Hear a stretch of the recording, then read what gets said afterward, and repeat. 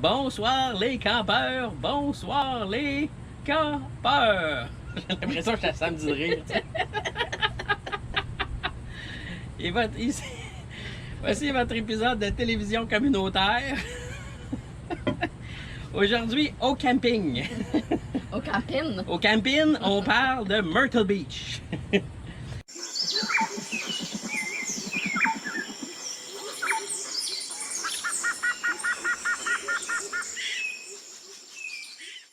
On vous présente nos 10 trucs pour planifier des vacances en camping à Myrtle Beach. Truc numéro 1, évidemment, on n'a pas le choix d'en parler. La principale raison pourquoi qu'on vient à Myrtle Beach, c'est la place la plus près du Québec où ce qu'on peut avoir l'océan sur le terrain de camping. On peut y aller à n'importe quel moment, c'est-à-dire qu'on peut y aller de matin très tôt, on peut y aller à l'heure du dîner. On peut avoir des setups différents, puis on n'a pas besoin de planifier, de dire on va avoir besoin d'un stationnement, il faut arriver de bonne heure parce qu'il va y avoir beaucoup de monde. Même pas, peu importe l'heure que tu arrives, tu as de la place sur la beach, c'est une belle place de choix, je te dirais, parce que nous autres, on veut quand même surveiller les enfants quand ils sont dans l'eau, être à proximité d'eux autres. Fait que je trouve que c'est toutes des choses qui se font assez facilement. Le matin, on a envie de veger un petit peu, on est fatigué de la veille, on prend ça plus relax, on va y aller plus en début d'après-midi.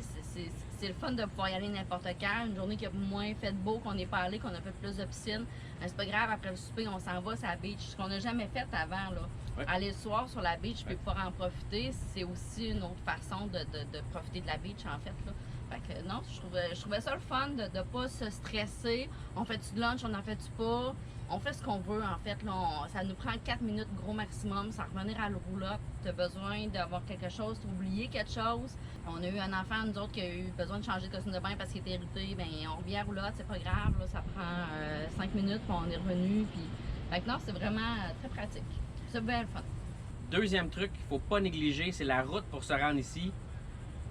C'est environ, pour nous, c'était 1700 km. Tout dépendant de où ce que vous êtes, ça peut varier entre 1600 et 2000, 2003 si vous venez de loin, de vraiment loin. Nous, on le fait en 2 nuits. Ça rend les choses beaucoup plus faciles que de le pousser en une nuit. On part le soir, on finit de travailler, on part quand on est prêt. On fait un 3, 4, 500 km le soir. Notre but, c'était de passer les douanes. Comme ça, le lendemain, quand on se lève, on est prêt à partir, on roule, on est déjà en mode camping. On roule, on fait une grosse journée de route pour se rapprocher le plus possible de la Caroline du Sud. Pour que notre deuxième nuit au réveil, on embarque dans l'auto puis on arrive à peu près au camping vers midi, 1h, 2h. Fait que si vous êtes plus loin, vous arrivez plus tard. Pour nous, c'est vraiment une formule gagnante. Pousser ça en une nuit, pour nous, ce serait trop physiquement. Mais la route, c'est bien important de bien la planifier avant de partir et aussi de ne pas négliger la route du retour pour s'assurer que tout se passe bien pour venir ici, mais aussi pour retourner à la maison. Troisième truc, le choix du camping. Il y a 4 campings principaux que je considère qui sont comparables. Il y a le Piratland, il y a le Lakewood. Où est-ce qu'on est présentement? Il y a le Ocean Lakes. Ces 3 terrains-là sont un à côté de l'autre sur la plage. On peut les marcher, puis on l'a fait, on est allé les visiter. Puis il y a le Travel Park qui est un petit peu plus au nord de Myrtle Beach, qui est à peu près comparable, qui est le même principe, qui est aussi apprécié par les Québécois. Ma grosse recommandation là-dedans, c'est si vos enfants ont moins que 48 pouces, allez au Piratland. C'est probablement la meilleure place. Ils ont un super beau jeu d'eau en bateau de pirate, flambant neuf. C'est super beau. Vos enfants vont triper là-dedans. Si vos enfants ont plus de 48 pouces, le Lakewood et le Ocean Lakes ont des glissades d'eau, mais ça prend 48 pouces. Moi, j'ai vraiment regardé ça parce qu'il n'y a rien de plus plate que d'avoir ces enfants qui regardent des glissades d'eau mais qui sont trop petits et qui ne peuvent pas y aller. On en a vu quelques-uns qui étaient vraiment déçus. Oui, ils vont pouvoir faire la Lazy River, ben, ils vont pouvoir aller dans la piscine. Il y a une petite glissade ici au Lakewood où ce que les enfants ils peuvent y aller, où il n'y a pas de grandeur qui est requise, mais il y en a juste une petite seule.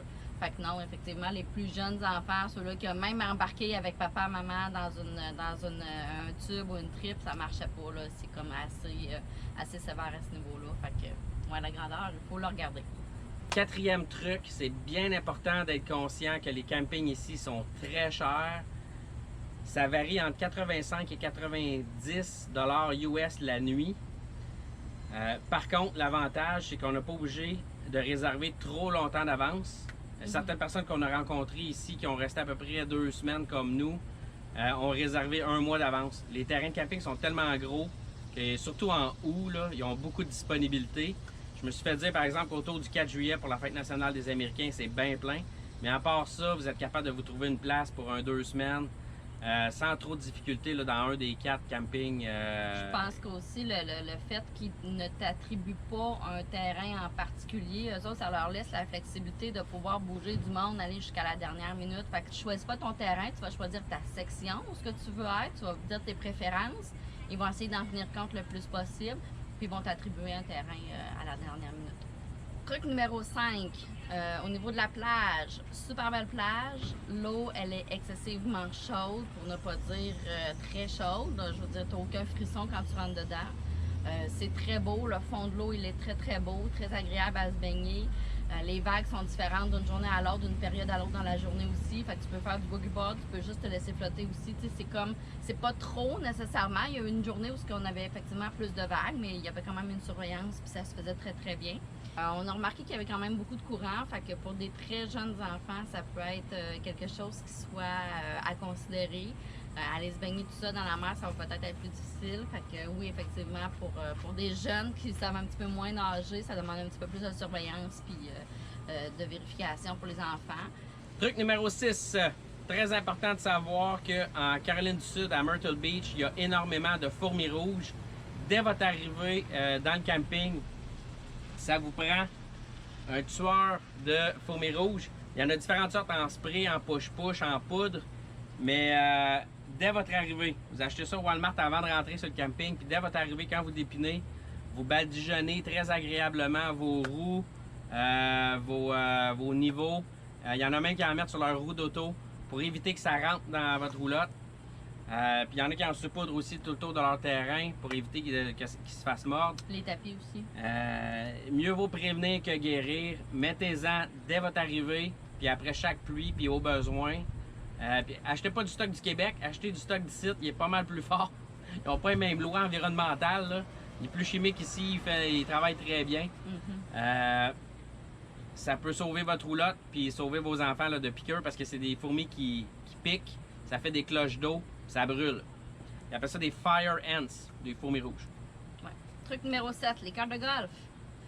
Ici sur le camping, c'est très populaire. Ils ont une grosse flotte de cartes de golf en fait. Tout le monde ou presque a une carte de golf. C'est relativement très cher. Je sais pas, le prix 500 US, c'était pour environ 2 semaines. Ouais. C'est à considérer. Ça peut être un bon trip. Il y en a qui vont dire on en loue un pour une journée. C'est sûr que si tu prends juste pour une journée, c'est quand même assez dispendieux. Il me semble que c'est aux alentours de 50-60 $ pour la journée. Là, je me souviens plus exactement. Plus tu le prends de nombre de jours consécutifs, à ce moment-là, plus ta journée te revient moins cher. Mais en bout de ligne, on trouvait que c'était quand même un gros investissement. Ce que nous, on a fait à ce moment-là, c'est d'investir plus sur des trottinettes. Je ne sais pas si on les voit, sont à l'arrière. Fait qu'on s'est déplacé comme ça en famille. Parce que ça te prend quand même un certain moyen de déplacement. Oui, tu peux marcher sur le terrain, ça se fait quand même relativement bien. Si tu es dans une section qui est plus proche de la mer, c'est quand même assez faisable. Si tu es dans une section qui est un petit peu plus loin, à ce moment-là, tu peux avoir jusqu'à 10 minutes faciles de marche pour te rendre à un endroit ou à un autre. Fait que c'est à considérer aussi. La limite de vitesse est quand même assez rapide. Là. En km/h, c'est 16 km/h sur le terrain de camping. Je vous dirais que nous autres, ça a été un choc au début quand on est arrivé. On va vous résumer ça bien rapidement. Les cartes de golf ici, là, c'est des jeunes qui conduisent ça. La limite de vitesse est de 16 km/h, mais ça roule à 20 puis à 30 km/h. En fait, la vitesse, là, c'est dans le fond. C'est absolument irrespectueux. Ils ont des gros systèmes de son, ils écoutent ça super fort. Fait que c'est des dangers publics. J'ai eu peur pour la sécurité de mes enfants. La vitesse, le bruit. C'est certain qu'il doit y avoir des accidents de temps en temps ici. dans mes yeux, à mes yeux de père, c'était inconcevable, puis c'est désagréable. Puis de ce qu'on a entendu, tous les terrains de camping, là, les 4, c'est la même situation. C'est la grosse mode, le hip-hop dans le fond avec la bass, dans ton cart de golf, puis tu roules le plus vite que tu peux. Puis c'est eux qui ont priorité, là. C'est pas les piétons, c'est pas les vélos, c'est pas les trottinettes. C'est la personne qui a la musique le plus fort qui gagne. C'est totalement déplaisant. C'est un gros irritant pour nous. Truc numéro 8, les alentours. C'est très facile de trouver une épicerie près du camping. Il y en a à profusion. La marque locale ici, qu'il y a en grande quantité, c'est Food Lion. Il y a aussi des Walmart. Puis il y a des Aldi, épicerie un petit peu plus raffinée. Mais c'est très très facile là, avec un GPS de se retrouver. Toutes les autres nécessités, pharmacie, clinique médicale, il y a tout ça proche. C'est une destination très balnéaire, hein? Fait que il y a tout ce qu'on a de besoin assez facilement. Côté divertissement, on est allé voir Broadway at the Beach, qui est un peu un équivalent d'un boardwalk qu'on retrouve partout aux États-Unis, avec les gros magasins standards, trappe à touristes. Mais ça fait du bien une fois de temps en temps. Ça nous a fait du bien de sortir et d'aller se promener le soir. Il y a des restaurants, il y a des manèges, il y a des jeux, tu peux acheter tes toutous, tes souvenirs, tout ce que tu as de besoin. Fait que non, ça fait une belle soirée à passer aussi là, en famille. Ouais. Truc numéro 9. En fait, c'est pas un truc, c'est une chose qui est très importante de savoir. La couche d'ozone ici, elle n'existe plus. Le soleil, il cuit, ça n'a aucun sens. Il fait chaud, oui, mais le soleil brûle, brûle, brûle. On a mis de la sang à nos enfants pendant les vacances. C'est la première fois de notre vie qu'on avait besoin de faire ça. J'ai jamais vu un soleil qui cuit autant. En remettre beaucoup aussi régulièrement parce que il fait tellement chaud qu'on a tendance à être beaucoup plus dans l'eau aussi, ce qui fait en sorte que la crème solaire tient beaucoup moins. Même si c'est des crèmes solaires qui sont waterproof, il reste il faut en remettre et en remettre là, de façon régulière là, pour être certain de bien se protéger. Les chapeaux aussi, c'est un avantage. On s'est acheté même du lip-seal pour les lèvres avec de la crème solaire dessus parce que justement les lèvres avec l'eau salée, ça devient très exposé. Fait que c'est des vidanges. Les vidanges! Truc numéro 10, la sécurité. C'est important de comprendre que la Caroline du Sud, c'est un État quand même assez pauvre des États-Unis. Au Sud, il y a la mentalité sudiste. Point de vue sécurité, pour vous donner des exemples, les motos, les conducteurs de motos sont en casquette. Les enfants dans les boîtes de camions pour aller faire l'épicerie, il n'y a aucun problème avec ça. Pour avoir un vélo, ça prend une casquette. Oubliez ça, les casques. Il n'y a pas personne qui porte des casques de sécurité. Les seuls qu'on a vus, c'était des Québécois. Ce qui est important de comprendre, c'est que les Américains ici ont probablement plus peur de la prochaine ouragan que des règles de sécurité. Puis c'est votre responsabilité, en tout cas c'est notre responsabilité en tant que parents de bien s'occuper de nos enfants puis de bien les protéger parce qu'on ne sait jamais qu'est-ce qui peut arriver ici. On n'est pas au Québec. Il y a une petite ambiance, là, puis un petit degré de nervosité qu'en tant que parent, c'est important de garder, je pense. La conclusion, c'est que c'est un beau spot, un beau terrain de camping, différent de ce qu'on a déjà connu, de ce qu'on peut voir ailleurs. Proximité avec la beach, c'est quand même très intéressant. Ça fait en sorte qu'on a pris beaucoup moins la voiture, peut-être qu'on est beaucoup moins sorti à l'extérieur parce que c'est ce qu'on apprécie vraiment, faire la beach, les enfants ont apprécié aussi, avec les glissades d'eau, la piscine qui est à proximité. On peut avoir vraiment tout là, sur le terrain de camping. Le fait que ça soit grand aussi, des fois on allait se promener avec les vélos, on avait l'impression de sortir, mais dans le fond tu sortais pas du camping, mais tu allais juste dans une section qui était plus loin, qui était différente. Fait que je pense que c'est des plus qu'on peut avoir sur un terrain de camping, de pouvoir se promener et avoir l'impression de sortir, mais sans vraiment sortir nécessairement. J'espère que vous avez apprécié nos 10 trucs, choses essentielles à savoir pour un voyage à Myrtle Beach. Abonnez-vous à notre page, likez si vous aimez et surtout, si vous avez des commentaires, des choses à rajouter, écrivez-les dans le bas du clip pour faire partager avec les autres personnes des groupes de réseaux sociaux. Merci! Bye! Everything means forever, ever, hold never mind. Oh,